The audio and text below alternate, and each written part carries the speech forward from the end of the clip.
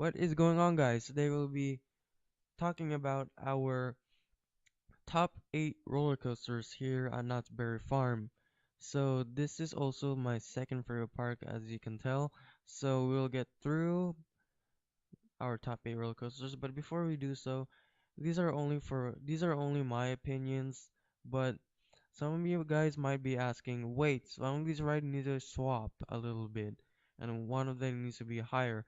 But that depends on me. I'm the judge. I'm supposed to be the one doing my opinion, and I'll be judging these rides, which ones are the least and which ones are the best out there.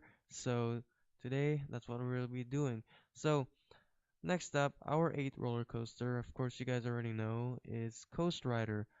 This is a Mac Wild Mouse roller coaster. This is just a family roller coaster. Really wasn't fun for me. The drops, there wasn't really much drops. The only drops they are is the one like after the lift hill, and after that you go back up the spike, and then you go through this crazy turns, whatever you do, and it's really nothing. It's not really that intense. It's mostly for the kids and families.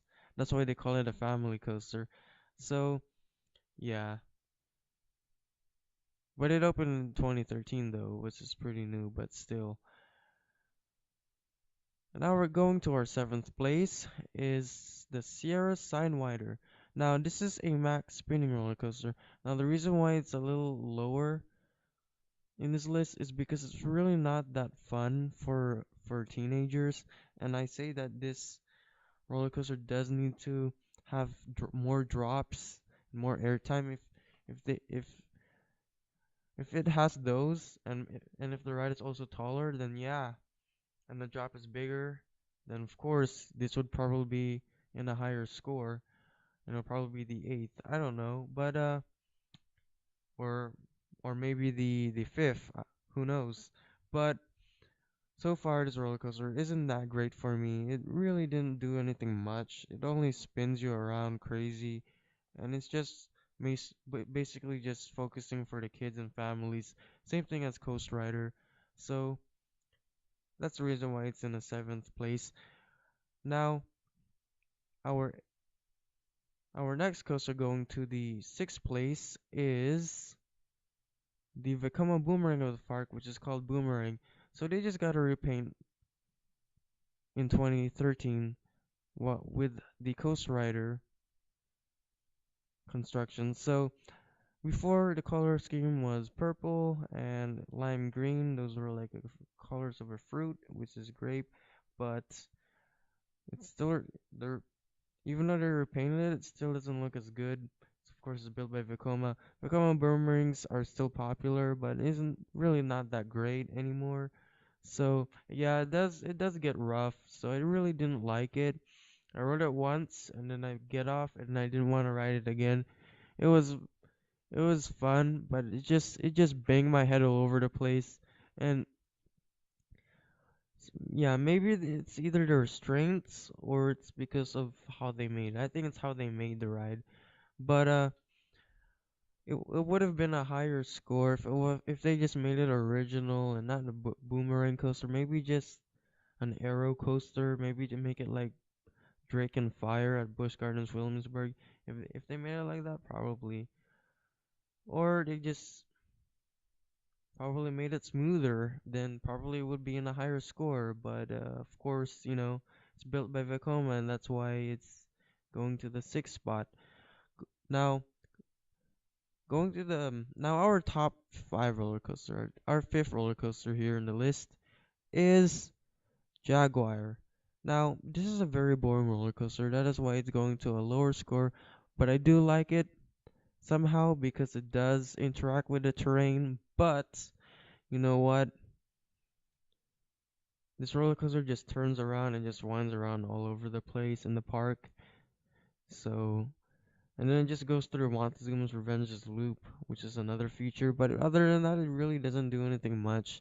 It just kind of interacts you around and probably a good ride for the family, but definitely not the good ride here at Knott's. So that is why it's going to be another fifth. That's why it's going to the fifth. However, the reason why I don't like it is because it's boring. And they should also remove this ride. I don't know when, maybe never, or they just haven't announced it yet. So yeah, going to our number fourth place is the Shuttle Loop Coaster, which is Montezuma's Revenge. Now, this is kind of a good ride because I do like the launch on this thing. It's very fast, it's very exhilarating. But the only downside is that it's a very short ride. All it does is launch you through this loop, go up the spike, and go reverse, go up the other spike again, and then you finally finish your ride. It's not really that great ride. I mean, it is cool and everything else, but it's just very short. That's why. And then what's very cool about it is the station. Once you go in, and then you see the ride taking off, they will turn off the lights, and then once the ride is already left, then they're gonna turn on the lights again. It's pretty sweet. It's also another thing for the ride that features. And then coming to our third spot is the B&M invert of the park, which is Silver Bullet. Now this ride didn't made me happy. It wasn't really that fun in the beginning, but once you reach the end, it starts to be like fun. So like after that Cobra roll and everything, and then you reach that zero G roll, it starts to be very fun and more intense. And unless I mean that for my opinion, yeah. And then it just kind of like goes into these inline twists and everything, and then these corkscrews.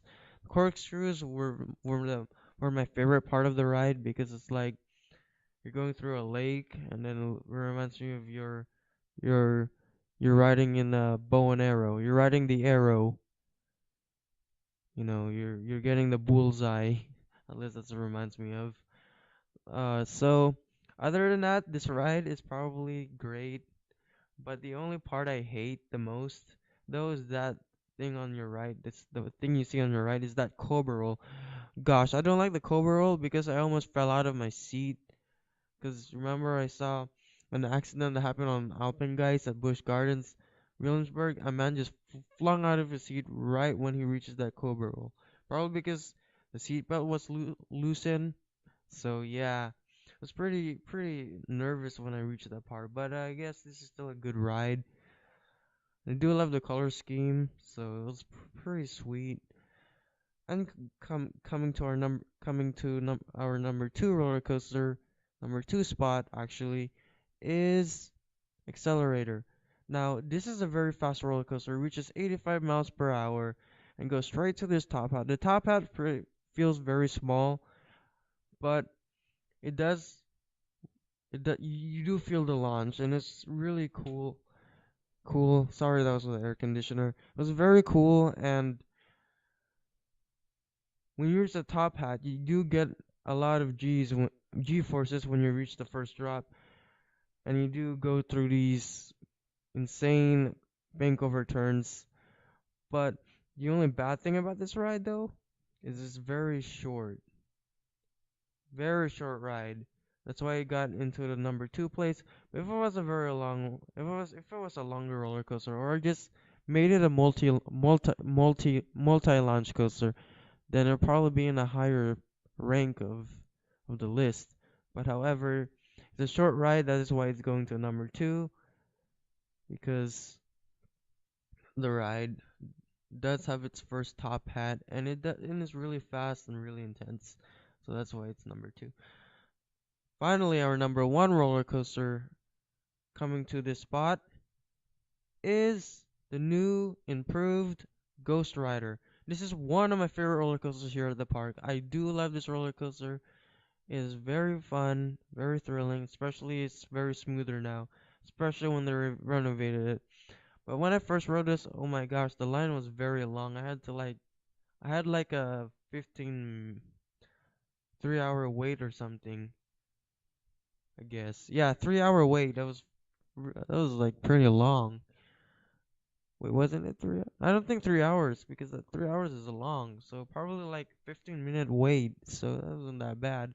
But once I hop on the train, it was my first time on it, and I'm like, dang, how did it get very smooth? And I'm like, yeah, this ride is cool. So I only get to ride this during the sunset, so it didn't seem to be